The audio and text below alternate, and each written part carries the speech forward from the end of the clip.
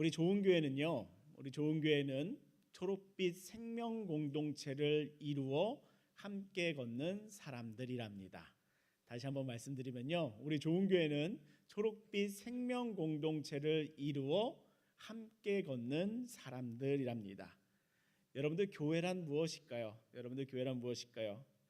교회는 목회자의 사업장도 아니고요, 또 우리 자녀 세대들에게는 학원도 아닙니다. 교회란 무엇일까요? 성경 가운데는 너희가 주의 몸된 교회를 주를 머리 삼아 주의 몸을 이루라 라고 말씀하시는데요, 교회를 이루라 라고 하는 표현 가운데 그 해답이 담겨 있습니다. 하나님은 성도들을 부르셔서 혼자가 아니라 함께하게 하심으로 주님의 몸된 교회를 이루어 가도록 부르셨고, 교회 몸을 이루게 하셨고, 그 교회를 통하여 이 세상 가운데 사역을 행하고 계신답니다. 교회가 세워지는 그 과정을 담고 있는 성경이 바로 우리가 지금 계속해서 읽고 있는 사도행전입니다. 예수님께서 떠나시고 성령님께서 강림하시며 오순절 그 성령의 역사가, 복음의 증거의 역사가 뜨겁게 이루어지니 회개하며 침례를 받으며 주님 앞에 나오는 성도들이 일어서게 됩니다. 그리고 그 성도들이 모이니 교회를 이루게 하시는입니다. 이것이 사도행전 전반부 가운데 나오는 하나님의 이야기랍니다. 그리고 이 말씀은 계속해서 유다와 사마리아를 넘어 이방인에게도 교회를 이루시는 이야기가 계속해서 이어지고 있습니다. 이방인들과도 교회를 이루시는 이 사역을 하나님께서는 바울을 부르셔서 이방인들과도 교회를 이루시는 이 사역 가운데 바울을 사용하십니다. 그가 열방을 향하여 땅끝으로 나아가면서 바울은 이 선교의 여정을 늘 도시를 방문하며 시작하였습니다. 그 도시 가운데 복음을 선포하였고요, 그 복음 앞에 회심하는 성도들과 함께 공동체를 이루며 교회를 이루는 그 흐름을 반복하고 있습니다. 그래서 우리는 지난 8주간은 이 바울의 도시 시리즈로 사도행전을 읽었습니다. 16장에서는 빌립보, 그 다음에 17장에서는 데살로니가, 베레아, 아덴에서의 복음의 사역들을 우리가 하나하나 읽어왔지요. 그러고 나서 오늘부터는 18장을 엽니다. 사도행전 18장을 여니 오늘은 고린도에 도착하며 고린도 가운데서의 사역의 이야기들을 담고 있습니다. 고린도는 문화적으로 화려함을 가지고 있는 도시입니다.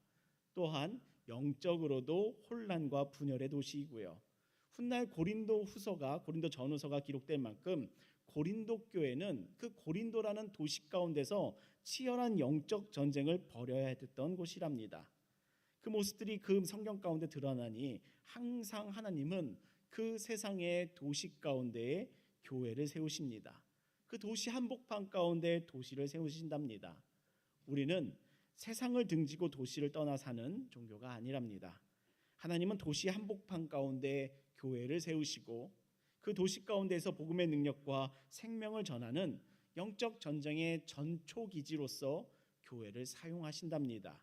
그 도시마다 살아가는 영혼들을 포기치 아니하시고 잃은 양을 찾으시는 그 하나님의 뜨거운 마음이 이 교회 가운데 담겨 있습니다.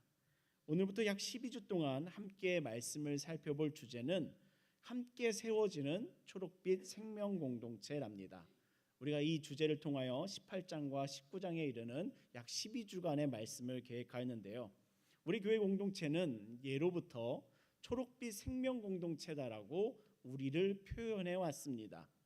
과거 새벽 예배마다 저 검은 우주 가운데 아름답게 떠 있는 초록별, 생명력 있고 살아있는 초록빛 생명이 가득한 지구를 바라보니 우리 교회는 생명 가득한 초록빛 생명 공동체입니다 라는 이 비전과 꿈을 품으며 우리는 이 교회됨을 이어왔습니다. 이 교회됨을 이루어왔습니다. 그리고 이 비전을 계속해서 계승해 가니 우리 교회는 앞으로도 생명이 살아있는 초록빛 생명 공동체이기를 소망합니다. 우리 좋은 교회 성도님들, 우리 모두의 마음 가운데 우리 교회 공동체의 색을 잘 기억하여 주시기 바랍니다. 우리 교회 공동체는 초록빛 생명 공동체로서 생명이 살아있는 교회되기를 소망하며 이 교회됨을 이루어가고 있습니다. 그리고 사도행전의 말씀을 통해 이 초록빛 생명 공동체의 의미와 마음들을 하나님께서 계획하신 것들을 함께 발견해 가기를 소망합니다. 이 비전 가운데 함께 걸어가는 우리 모두가 되시기를, 또 이러한 말씀의 여정이 되시기를 예수님의 이름으로 축복합니다. 우리가 함께 말씀을 살피며 고린도에서의 교회 공동체의 발걸음을 함께 걸어보도록 하겠습니다. 첫 번째 28장의 전반부의 말씀을 통하여 여러분들과 나누기를 원하는 첫 번째 메시지는 말씀에 전념한 사람입니다. 말씀에 전념한 사람이 나타나는데요, 우리 18장 1절부터 4절까지의 말씀을 같이 읽어보도록 하겠습니다. 우리 말씀 같이 읽겠습니다. 시작. 그 후에 바울이 아덴을 떠나 고린도에 이르러 아굴라라 하는 본도에서 난 유대인 한 사람을 만나니 글라우디오가 모든 유대인을 명하여 로마에서 떠나라 한 거로 그가 그 안에 브리스길라와 함께 이달리아로부터 새로운지라. 바울이 그들에게 가매 생업이 같으므로 함께 살며 일을 하니 그 생업은 천막을 만드는 것이더라. 안식일마다 바울이 회당에서 강론하고 유대인과 헬라인을 권면하니라. 아멘. 바울은 우리가 17장까지 본 그 말씀에서 아테네 아레오바고에서 복음을 전하였습니다. 그 아레오바고 가운데에서 전해진 복음을 지난 3주간의 그 말씀의 내용을 통해서 여러분들 기억하시겠지요. 이 복음의 내용은 이렇게 시작했었습니다. 하나님은 천지를 지으신 주인이시다. 하나님은 우리에게 생명과 호흡과 만물을 주시는 분이시다. 우리는 그 하나님을 힘입어 살아가며 기동하며 존재한다. 우리는 다 하나님의 소생이다. 우리는 하나님의 소생이니 더 이상 우상을 섬기지 말자. 회개하고 돌이켜 하나님의 생명을 누리는 삶으로 나아가자라고 바울은 그 아테네의 아레오바고 가운데서 복음을 전하였고요. 이 복음을 들은 많은 사람들은 막상 그 복음을 조롱하였습니다. 에이, 별거 아니야. 이거 별것도 아니야. 이거 여러 가지 이야기 중에 하나야. 조롱하였고요. 또 대부분의 사람들은 이것을 영접하며 믿기보다 다시 더 들어보겠습니다. 미루었습니다. 유보하였습니다. 몇 사람만이 그 복음을 듣고 영접하며 남았지요. 그 복음의 역사를 아테네에서 마치고 몇 사람을 남긴 바울은 이제 아테네에서 고린도로 이동하였습니다. 저도 아테네에서 한 달을 살며 선교사님 사역을 도운 적이 있었습니다. 꽤 오래전이고요. 한여름이라 막 40도가 넘어가던 시간이었습니다. 그 선교사님의 센터 바로 앞 거리에서는 밤마다 창녀들이 줄을 서서 호객행위를 하고 있었고요. 낮에 보면 그 센터 앞에 공원이 있는데 그 공원을 들여다보면 많은 사람들이 우통을 까고 반바지를 입고 팬티만 입은 채로 누워 있었고요. 그 핏줄마다 주사기를 꽂는 그래서 누워 있는 마약하는 동네가 그곳이었습니다. 그곳에서 난민들에게 선교사님은 탄두리 치킨과 토마토 그릭 샐러드를 만들어 그들을 섬겼고요. 찾아오는 그들에게 복음을 전하는 사역을 하셨던 선교사님이었습니다. 그분을 도와 열심히 사모님을 도우며 탄두리 치킨을 손질했었고 토마토를 손질하며 샐러드를 만들고 또 찾아오는 그 난민들에게 식사를 섬기고 복음을 전하는 사역들을 했었습니다. 그렇게 한 달여쯤을 보냈을 때 사역 일정이 맞춰갈 쯤 되니 떠날 때가 되어가니 선교사님께서 고린도를 구경시켜 주겠다라고 하며 저희 팀을 데리고 고린도로 갔습니다. 그게 저에게 있어서 20대 초반의 시간인데 아테네에서 고린도로 가며 그 버스 안에서 그 길을 다녔던 그 풍경들을 아직 기억하고 있습니다. 그럼에도 그곳에서의 기억들을 남겨주셨고 하나님은 아테네와 고린도의 선교 사역을 여전히 기억하게 하셨습니다. 그 선교센터에서 있었던 뜨거웠던 여러분들의 풍경과 사역의 채취들을 기억하니 이곳에서 전하면서 살아갔던 바울의 삶을 조금이나마 가슴에 품으며 나아가게 되었었지요. 그 풍경들과 그 채취들과 생각들을 다시금 떠올리며 오늘의 말씀을 준비하였습니다. 그 말씀을 품으며 1절로 들어가니 바울은 아테네에서 고린도로 이동하였고요. 2절에서 그 고린도에서 바울은 두 사람을 만나니 아굴라와 브리스길라를 만납니다. 이들은 유대인이었습니다. 로마 황제가 로마를 떠나라 명령하였기에 이달리아 즉 이탈리아를 떠나 그리스에 있는 고린도로 온 부부였습니다. 이 부부는 어떤 일을 하는 사람들이었냐면 3절에 보시면 천막 만드는 일을 하였다고 합니다. 텐트 메이커라고도 요즘 시대 가운데 교회 가운데 쓰는 용어가 텐트 메이커랍니다. 바울도 이 직업을 가지고 있었다고 합니다. 바울이 같은 일을 하는 바울도 텐트를 기우며 텐트를 수리하며 텐트를 만드는 천막 만드는 일을 하면서 살았었는데 이 부부를 만나니 같은 일을 하는 이 부부를 만나니 이제 같이 삽니다. 함께 천막을 만들며 생업을 같이 하며 주중을 사는데요. 일을 하고 있는 이 바울의 모습이 드러나며 일을 하며 살아가는 바울의 모습이 이 말씀 가운데 녹아 있습니다. 그리고 바울은 일을 하면서도 이렇게 사역을 이루어갔습니다. 4절의 말씀을 보시면 안식일마다 바울이 회당에서 강론하고 유대인과 헬라인을 권면하니라. 어떻습니까? 낯선 땅에서 주중에는 일을 하고 있고요. 텐트를 만들고 있고요. 또 매주 안식일이면 회당을 찾아가 강론하고 즉 말씀을 전하고 유대인과 헬라인에게 권면하니라. 즉 복음을 전합니다. 저는 오늘의 말씀의 본문을 보면서 이중직 목회자들을 지지하거나 또는 비난하는 본문으로 해석하려고 하지 않습니다. 오늘의 말씀을 읽으며 우리가 함께 바라보고 집중하고 싶은 메시지는요. 이 주중에 일을 하면서도 자신의 삶을 일구어 가면서도 말씀 사역 가운데 전념하고 있는 그 바울의 모습을 함께 바라보고 그의 모습이 우리들 안에 은혜가 되기를 소망하고 있습니다. 4절에서 안식일마다라고 적고 있지요. 이게 안식일마다 매주 반복하였다는 겁니다. 그가 일을 하면서도 이 하나님의 사역을 말씀을 전하는 이 사역을 꼭 붙잡았다라는 그의 의지가 드러나고 있지요.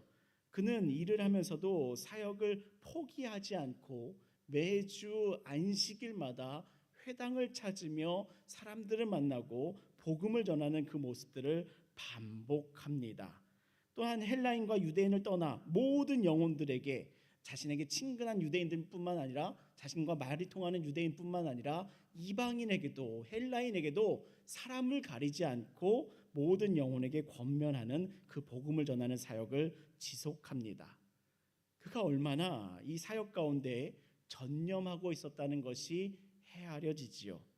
일을 하며 주말이면 교회의 여러 사역들을 돌보고 계신 성도님들의 수고로움을 알기에 이 삶을 더 뜨겁게 살아가는 바울의 모습이 전념하는 그의 마음으로 다가오고 있습니다. 우리는 말씀 사역에 전념하라라고 하면 전임 사역자의 일로만 또는 생업을 다 내려놓고 사역에만 집중하자라는 말로 의미로 오해하곤 합니다. 그러나 바울 사도는 자신의 일을 하며 또 말씀을 전하고 권면하는 일에 또한 자신을 아낌없이 드리고 있는 모습을 우리가 바라보고 있습니다. 그렇기에 전념하다라는 이 표현은 그 어떠한 상황에서도 이 사역을 꼭 붙잡고 있는 태도와 마음이랍니다. 바울의 이 마음이 안식일마다 이 회당을 찾아 강론하고 유대인과 헬라인에게 권면하였다라는 이 모습 가운데 드러나고 있습니다. 우리는 신앙을 종종 시간이 되면이라는 말로 미루곤 합니다. 우리에게 신앙은 종종 상황이 좋아지면 상황이 되면이라고 상황으로부터 밀려나곤 합니다. 바울은 일이 끝나야 돈을 일정 수준으로 벌어야 또는 상황이 달라지면 또 여유가 생기면 말씀을 전한 것이 아니었습니다. 일하는 삶 중에서도 사역의 자리 가운데 닻을 내리고 있기를 고집하고 있는 그 전념하고 있는 그의 마음을 우리들에게 보여주고 있지요. 이 말씀의 사역은요, 여유가 있을 때 붙드는 선택지가 아니랍니다. 상황이 좋아지면, 상황이 바뀌고 나면 붙드는 선택지가 아니랍니다. 부름받은 자녀에게 있어서 이 말씀의 사역은 삶에서 붙잡아는 믿음의 생명줄과도 같습니다. 반드시 붙잡아야 하는, 성도의 삶 가운데 반드시 붙잡고 있어야 되는 생명줄과도 같은 것이 이 사역을 붙잡는 것이랍니다. 우리의 믿음이 이와 같기를 소망합니다. 우리들의 믿음이 이와 같기를 소망합니다. 여유가 생기면 사역하는 삶이 아니라, 시간이 생기면 사역하는 삶이 아니라, 삶 가운데 사역하는, 삶 가운데 주님의 일을 하는 전념의 삶이 되시기를 예수님의 이름으로 축복합니다.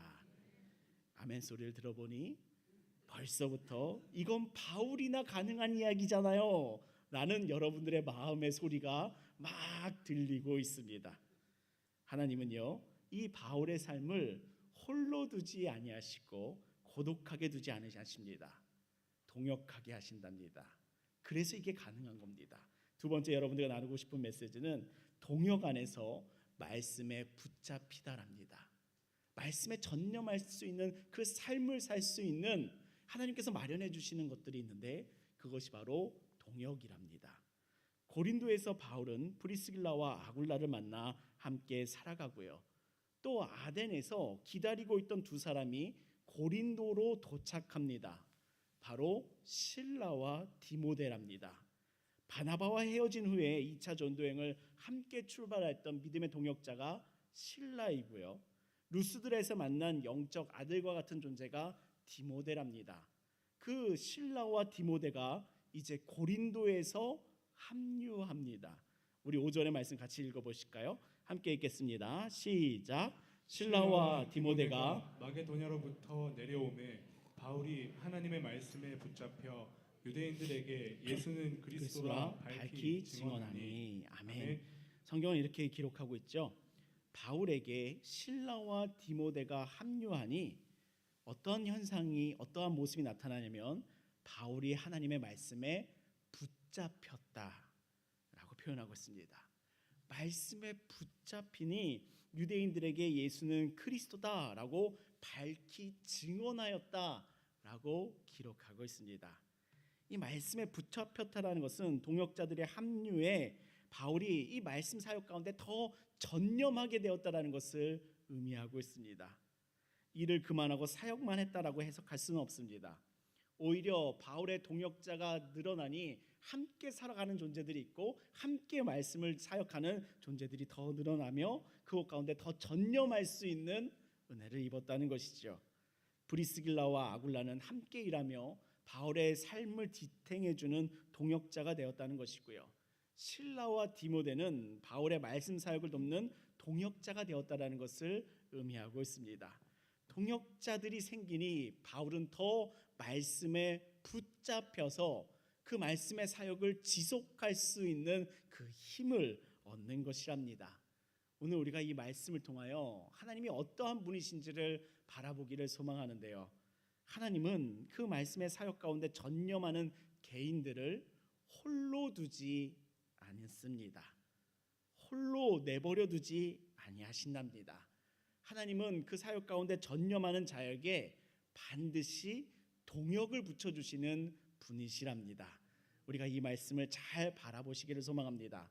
하나님은 그 말씀 가운데 붙잡히며 전념하는 자를 홀로 세상 가운데 두게 하지 아니하시고 함께 사역하는 동역자를 붙여주시는 분이 바로 우리 하나님이시랍니다.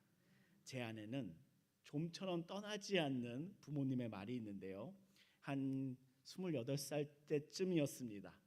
총각 시절 또 솔로 시절이었는데요. 전도사로 사역을 시작하던 시기였습니다. 그때 부모님이 이런 말을 한 적이 있습니다. 이제 갈 길을 정했으니 여자가 생길 거야. 이제 반응이 오죠. 이 솔로 시절 막 사역을 시작하던 그 전도사 시절에 부모님이 대뜸 이러는 겁니다. 이제 갈 길이 정해졌으니 갈 길이 명확해졌으니 사역자가 됐으니 여자가 생길 거다라고 말씀하시는데 듣는 저는 이게 무슨 소린가? 예언을 한 건가? 누가 사렙이 40에 이 전도사와 결혼을 하지? 하며 저는 그 시절에 다 포기하였던 그런 상태였는데요. 갈 길이 명확하면, 전념하는 사역이 있으면 함께할 사람을 하나님께서 붙여주신다라는 그 의미였답니다. 그러니 만났고요, 성취되었고요. 아내는 제가 말씀에 전념할 수 있도록 보이지 않는 일들을 많이 도와주고 있습니다. 하나님은요, 전념하며 사역하는 그 명확한 길을 가는 사람들에게 동역자를 붙여주시는 분이시랍니다.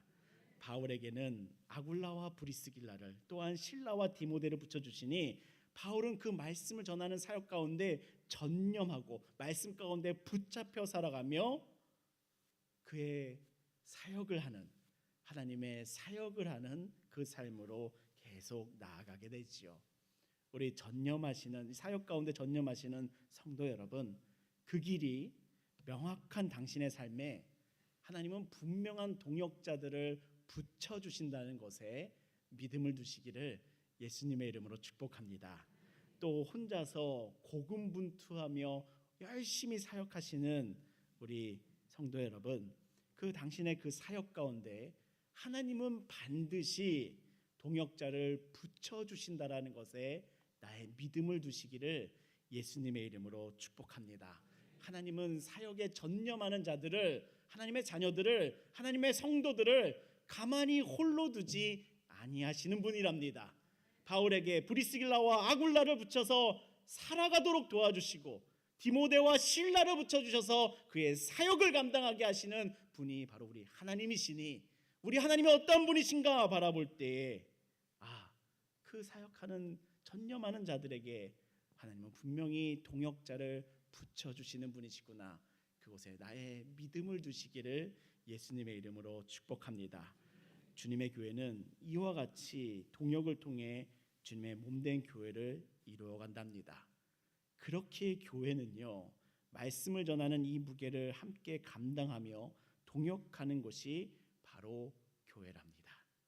이 말씀을 전하고 나타내며 증거하는 일에 함께 동역하기를 하며 이루어가는 것이 바로 교회 공동체랍니다.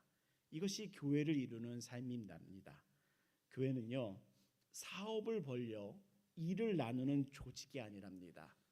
교회는 말씀을 전하며 말씀의 무게를 함께 감당하기 위하여 동역하는 모임들이 바로 교회 공동체랍니다. 오늘도 제가 이 말씀을 전하는 사역에 전념할 수 있도록 많은 성도님들이 브리스길라와 아굴라, 실라와 디모데의 역할을 자처하시며 함께 동역하여 주고 계시답니다. 행정일들, 연락하고 조율하는 일들, 또 일이 되도록 수고하는 많은 동역자분들이 함께 하고 계시니 오늘 우리가 이렇게 함께 예배하는 데에 문제가 없고, 또 함께 주님을 예배하는 데에 많은 성도님들이 함께 이 은혜를 누리는 이 자리가 복되지도록 많은 분들이 동역하고 있답니다. 물론 여전히 교회 곳곳에는 브리스길라와 아굴라를 찾는 소리들이 있고요, 실라와 디모데를 찾는 곳곳의 목소리들은 아직도 많이 있습니다. 저도 청소하고요, 주중에 2층 청소하고요, 다윗홀도 수요 예배 전에 청소하고요, 그다음에 잡초도 뽑고요, 교회차 세차도 하고요, 차량 운행도 합니다. 같이 이루어가고 있습니다. 같이 동역하고 있습니다. 어떤 분들은 저를 보며 담임 목회하면서 부교육자 사역도 하고 성도 사역도 같이 하네요, 이런 말을 여러분들에게 들어봤는데 고단해도 믿고 있습니다. 하나님께서 붙여주신다. 하나님께서 동역자를 붙여주신다. 믿고 있습니다. 우리 사랑하는 좋은교회 성도 여러분, 이 믿음을 함께 소유하는 좋은 교회 되기를 예수님의 이름으로 축복합니다. 분명히 하나님은 그 길을 걷는 자들을 홀로 두지 않습니다. 홀로 걷게 하지 않습니다. 분명히 함께 걷는 사람들을, 동역들을 붙여주시니 오늘의 말씀에 나의 믿음을 두시기를 예수님의 이름으로 축복합니다. 당신은 절대로 혼자 걷지 않습니다. 하나님께서 동역을 붙여주시고 함께 사역하도록 도우십니다. 그 하나님의 나의 믿음을 두는 우리 좋은교회 성도님들 되시기를 예수님의 이름으로 축복합니다. 아멘. 하나님은 동역의 공동체가 함께하니 어떤 사명을 맡기시냐면 세 번째, 하나님의 격려 말하라입니다. 말하라. 우리 말씀 9절에서 11절까지 같이 읽어보도록 하겠습니다. 우리 함께 읽겠습니다. 시작. 밤에 주께서 환상 가운데 바울에게 말씀하시되 두려워하지 말며 침묵하지 말고 말하라. 내가 너와 함께 있음에 어떤 사람도 너를 대적하여 해롭게 할 자가 없을 것이니 이는 이 성 중에 내 백성이 많음이라 하시더라. 1년 6개월을 머물며 그들 가운데에서 하나님의 말씀을 가르치니라. 아멘. 하나님께서 바울에게, 그 고린도 가운데 살아가고 있는 바울에게 어느 날 밤 환상 가운데 이렇게 말씀하십니다. 두려워하지 말며 침묵하지 말며 말하라. 바울을 찾아오셨을 때 하나님은 왜 두려워하지 말라로 이 말씀을 시작하실까요? 왜 두려워하지 말라고 했을까요? 바울은 그의 마음 가운데 무엇을 두려워하고 있었을까요? 브리스길라와 아굴라를 만나며 함께 동업하며 안식일마다 말씀을 전하고 있는 이 바울의 삶 가운데 무엇이 그렇게도 두려웠을까요? 실라와 디모데가 합류하니 말씀에 붙잡히고 유대인들에게 예수는 그리스도다라고 밝히 증언하는 이 사역을 행하고 있는데 바울의 마음 가운데 도대체 무엇이 두려움이 되고 있었을까요? 왜냐하면 하나님이 함께 계시고 동역자들이 있지만 막상 마주해야 되는 사람들이 있습니다. 복음을 전해야 되는 사람들을 마주하는 것이랍니다. 어떤 사람들을 만나게 되냐면요, 6절입니다. 우리 6절 같이 읽어보겠습니다. 시작. 그들이 대적하여 비방하거늘 바울이 옷을 털며 이르되 너희 피가 너희 머리로 돌아갈 것이요 나는 깨끗하니라. 이후에는 이방인에게로 가리라 하고. 아멘. 동역자도 있고요, 하나님도 있지만 막상 마주해야 되는 사람들은 어떤 사람들이냐면 대적하고 비방하는 사람들이랍니다. 복음을 열심히 전하지만, 예수가 그리스도라고 전하지만 그 복음을 들어서 어떤 반응을 대부분 보내느냐? 대적하고 비방하는 것이죠. 복음을 향한, 하나님의 말씀을 향한 비방이 있어요. 바울이 옷을 털며 너희 피가 너희 머리로 돌아갈 것이다, 나는 깨끗하다, 손 털며 떠나는 것처럼 보이지만 바울의 그 마음 깊숙한 곳에는 상처가 남는 것이거든요. 사람을 만나고 복음을 전하면 다 환영하지 않습니다. 다 영접하지 않습니다. 다 기뻐하지 않습니다. 복음의 소식, 복된 소식을 들었다라며 기뻐하지 않습니다. 오히려 무시하고 그게 뭐냐라며 비방하고 조롱하고 욕합니다. 그러니 바울 같은 사람도 그의 마음 가운데는 상처가 계속해서 쌓이고요, 상처가 조금씩 계속 벌어지고요, 그 가슴 깊숙한 곳에, 사람들은 모르는 하나님만 아시는 그 마음 깊숙한 데 숨겨놓은 곳에는 그 상처가 쌓여 있는 것이죠. 바울의 성품을 보며 그는 아무런 상처도 없이, 괴로움도 없이 터미네이터처럼, 로봇처럼, AI처럼 복음을 전했던 것처럼 보이지만 막상 그의 마음 깊숙한 곳에도 사람에 대한 상처가 계속 쌓이고 있었던 것이랍니다. 상처가 계속 쌓여요. 이 비방을 계속 듣잖아요. 거절을 계속 듣잖아요. 그러니 그 상처가 조금 나고 벌어지며 계속해서 그의 마음에는 깊숙한 상처가 도사리는 것이랍니다. 그 상처가 쌓여가니 말하고 싶지 않은 거예요. 그냥 입을 닫자, 포기하게 되는 것이랍니다. 마음이 닫히고 입이 닫히는 것이에요. 그런데 이제 마음이 닫혔는데 입이 열리면 심한 말이 막 튀어나오잖아요. 그런 상황이 되는 건데 그 마음을 아시는 하나님이 다가오시는 거랍니다. 그의 바울의 마음 가운데 하나님이 다가오시니 그의 마음을 하나님이 아시는 것이죠. 그 마음을 하나님께서 위로해 주시고 격려해 주시는 거랍니다. 그래서 9절, 밤의 환상 중에 나타나신 하나님이 이렇게 바울을 위로하며 격려하신답니다. 두려워하지 말며 침묵하지 말며 말하라. 이렇게 격려해 주신답니다. 그리고 10절 한 부에 같이 읽어볼까요? 주님의 격려가 계속되는데요. 같이 읽어보겠습니다. 시작. 내가 너와 함께 있음에 어떤 사람도 너를 대적하여 해롭게 할 자가 없을 것이니 이는 이 성 중에 내 백성이 많음이라 하시더라. 아멘. 왜 두려워하지 말고 침묵하지 말고 말하라 라고 말씀하시면 이유는 바울의 담대함도 아니요 내가 너와 함께 있으니, 하나님이 너와 함께하니 두려워하지 말고 침묵하지 말고 말하라 말씀하시고요. 또 이 성 중에 내 백성이 많음이라, 내 백성이 함께하는 사람들이 이렇게 많으니 너는 두려워하지 말고 침묵하지 말고 말하라 라며 격려하는 것이랍니다. 하나님은 바울에게 너의 성품이 강하니까 두렵하지 말고 말하라 이렇게 말하지 아니하시고요.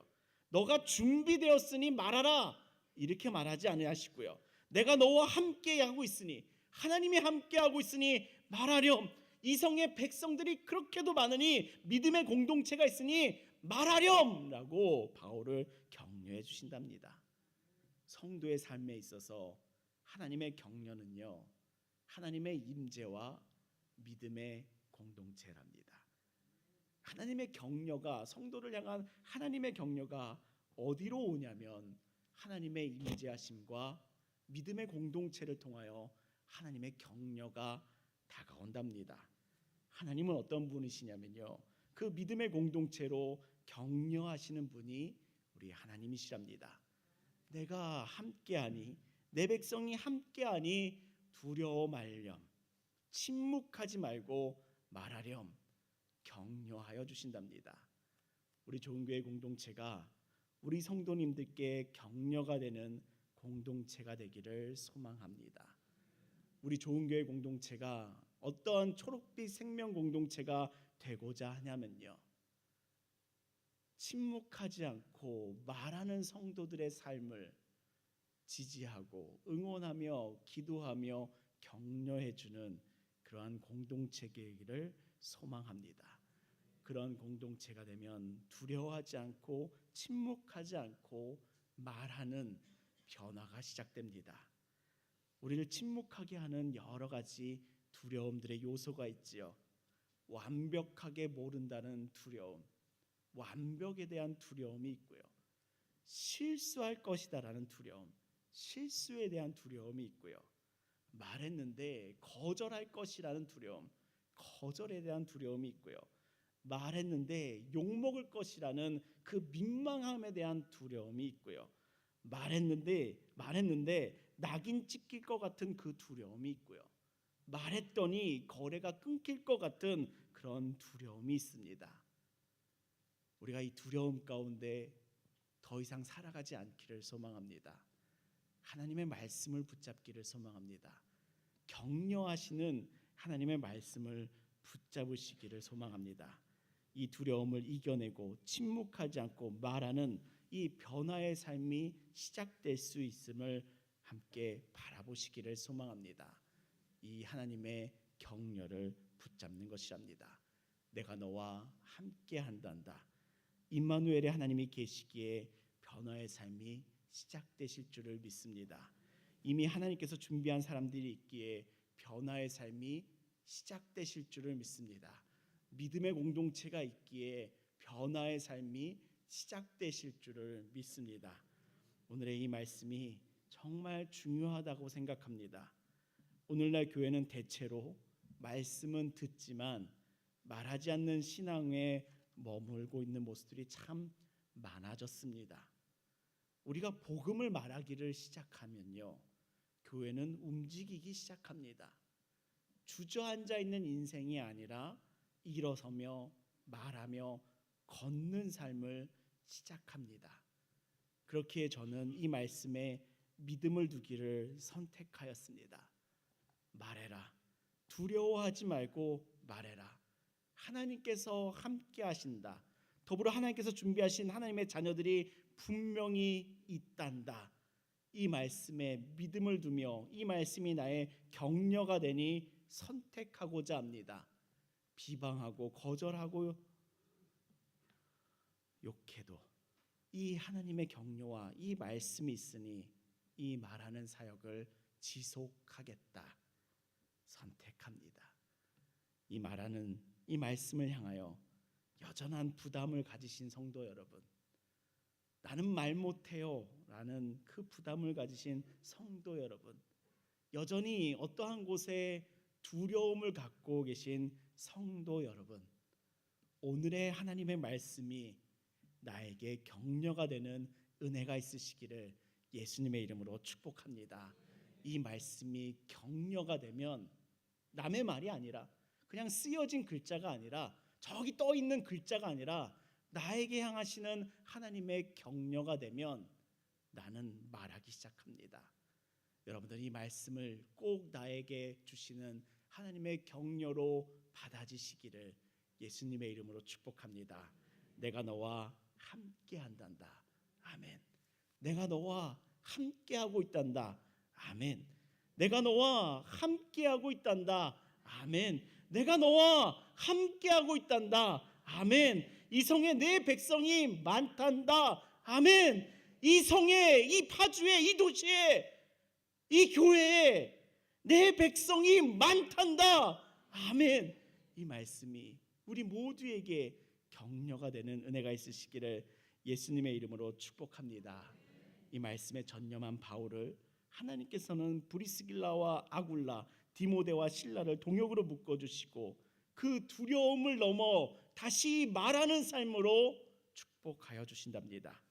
이 격려를 힘입어 바울은 고린도에서 이 말씀의 사역을 지속하였습니다. 11절 같이 읽어볼까요? 함께 읽겠습니다. 시작. 1년 6개월을 머물며 그들 가운데서 하나님의 말씀을 가르치니라. 아멘. 우리가 상처를 받으면 사실 떠납니다. 상처받으면 돌아서고요. 상처받으면 입 다물고요. 상처받으면 침묵하기를 선택합니다. 그러나 하나님은 바울을 격려하시니 바울은 이 격려를 힘입어 이 생명의 길을 지속하는 이 시간을 1년 6개월을 더 가졌습니다. 비방 가운데서도 이 생명의 길을 걷는 은혜의 삶을 선택하였고요. 주의 말씀을 포기치 않고 말하는 그 믿음의 삶을 선택하였고요. 침묵하지 않고 말하는 이 사명자의 삶을 선택하였고요. 도망하지 않고 주의 말씀을 따라가는 바울은 이 삶을 선택하였습니다. 우리 사랑하는 종교 성도 여러분, 우리 이 하나님의 말씀에 격려를 힘입어 이와 같은 삶을 선택하시기를, 이 생명의 길을 걷는 삶을 선택하시기를 예수님의 이름으로 축복합니다. 격려하시는 하나님이 함께 걸으니 이 도시 가운데, 이 지역 가운데, 이 가정 가운데 함께 걷는 이 동역자들을 붙여주시니 여러분도, 당신도, 저도, 우리 모두는 이 초록빛 생명의 길을 말하는, 이 말씀을 전하는 초록빛 생명의 길을 지속하는 은혜를 입으시기를 예수님의 이름으로 축복합니다. 오늘의 말씀이 신앙과 삶에서 줄타기하며 혼란스러웠던 성도에게는 그 중심을 다시 잡는 말씀에 전념하는 삶으로 세움 받으실 줄을 믿습니다. 내 신앙의 중심을 말씀에 전념하는 삶으로 세워가겠다. 내 삶의 중심을 이 말씀에 전념하는 삶으로 돌이켜야겠다라는 결심이 찾아오시기를 예수님의 이름으로 축복합니다. 또한 오늘의 말씀이 신앙을 혼자 감당하며 피로하며 고독하게 살아갔던 우리 성도님들에게는 함께 세워지는 풍성한 은혜가 있으시기를 예수님의 이름으로 축복합니다. 나는 더 이상 혼자서 이 믿음 붙잡고 있던 것이 아니구나.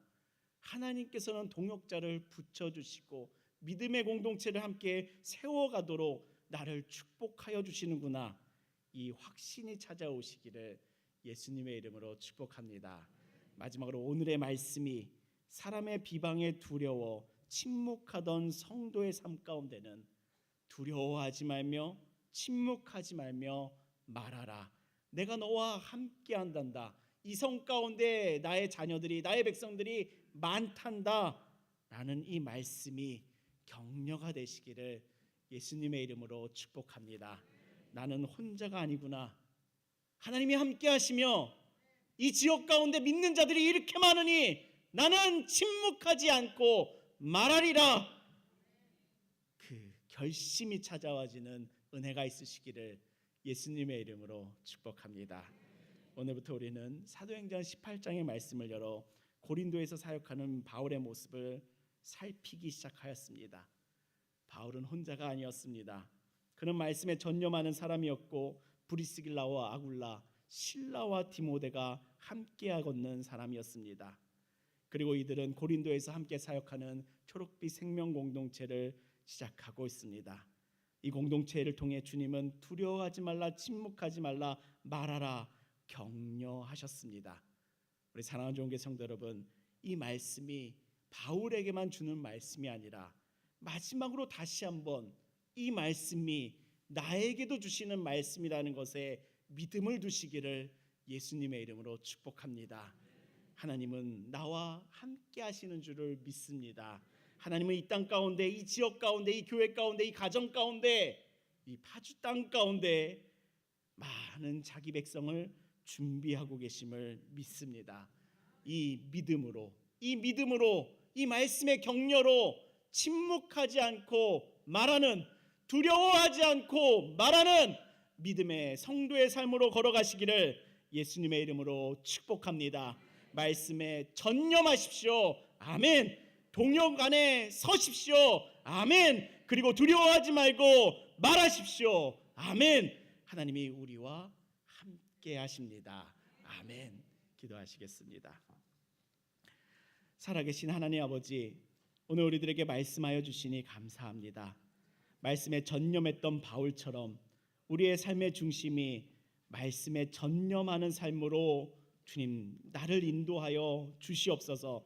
주님, 이 삶이 혼자가 아니라 홀로가 아니라 주님께서 붙여주시는 동역자와 공동체가 함께 걸어가게 하는 삶이라는 것을 바라보게 하시고, 아버지, 두려움 때문에 침묵하지 않게 하시고, 두려움 때문에 외면하지 않게 하시고, 두려움 때문에 거절하지 않게 하시고, 두려움 때문에 세상으로 돌아가지 않게 하시고, 주님께서 함께 하시기에, 이 땅의 주의 백성들이 함께 하기에 담대히 주님의 말을 말하는 삶이 되게 하여 주시옵소서. 말씀을 들은 우리 모두가 초록빛 생명 공동체를 함께 세워가기를 소망합니다. 주님, 이 생명의 길 가운데 주님 축복하여 주시옵소서.